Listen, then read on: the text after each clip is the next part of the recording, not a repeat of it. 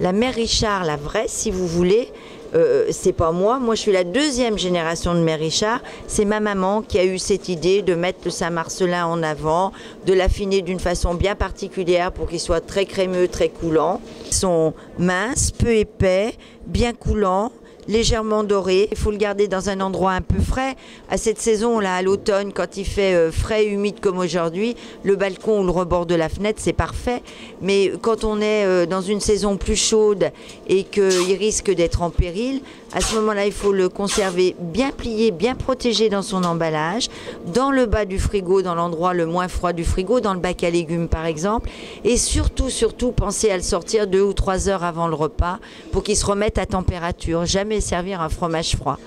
La boutique s'appelle la Mère Richard, du nom et du surnom surtout de ma maman. C'est grâce à Monsieur Paul, c'est lui qui l'avait surnommée la Mère Richard.